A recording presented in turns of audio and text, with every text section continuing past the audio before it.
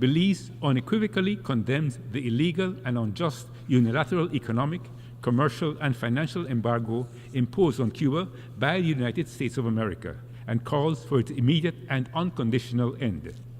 The long-standing blockade is in blatant violation of international law and the principles enshrined in the United Nations Charter, infringing on Cuban sovereignty and its inherent right to determine its own political and economic path, free from external interference and coercion. For more than 6 decades, this embargo has inflicted severe economic hardship on the Cuban people, cutting off access to essential goods, services, and resources needed for their development. Its impact has stifled growth across all sectors of society, from healthcare, education, infrastructure, and energy. The 2020 global health crisis further exposed the inhumanity of such policies, as Cuba struggled to procure medical supplies and critical resources, despite its commendable efforts to provide medical assistance and vaccines to other nations in need during the pandemic.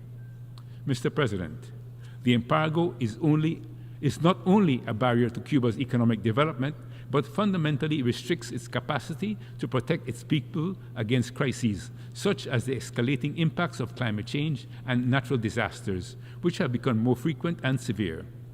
The recent devastation and loss of life from Hurricane Oscar, compounded by Cuba's ongoing energy challenges, highlight the embargo's crippling effect on the country's capacity to prepare for, respond to, and recover from emergencies.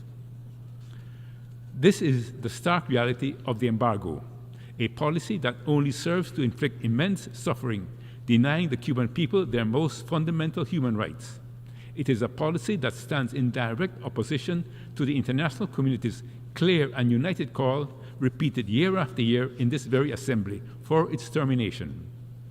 Belize further condemns the arbitrary and baseless designation of Cuba as a state sponsor of terrorism by the United States, which only serves to perpetuate a narrative that is not reflective of the principles or actions of the Cuban government and people. This designation only exacerbates the challenges the Cuban people continue to endure under the blockade. Belize calls for the immediate removal of Cuba from this list and encourages the United States to resume the path of dialogue and diplomacy that respects Cuba's sovereignty and the rights of its people. Mr. President, despite these unjust obstacles, Cuba has continued to exemplify resilience, solidarity, and generosity, providing invaluable support to our region. Their commitment to mutual aid and cooperation has been transformative for Belize, significantly enhancing our national capacity in key areas such as healthcare, education, sports, and cultural development. Cuban doctors and medical professionals frequently deployed to Belize have provided vital health services for our people, helping to address medical needs in underserved communities and enhancing our healthcare infrastructure overall. In education, Cuba's scholarship programs have allowed over 200 Belizean students to pursue advanced studies in fields important to our national development, such as medicine.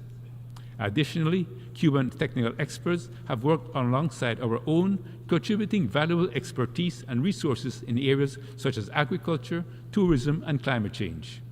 These collaborations have built lasting capacities that will serve our country well into the future. The government of Belize reaffirms its unwavering commitment to standing in solidarity with the Cuban people. We will continue to call for the lifting of the economic, commercial, and financial embargo so that Cuba may rebuild its economy freely, fulfill its development potential, and provide a prosperous future for its people. Belize therefore fully supports Resolution A/79/L6 and will vote in favor of it. I thank you.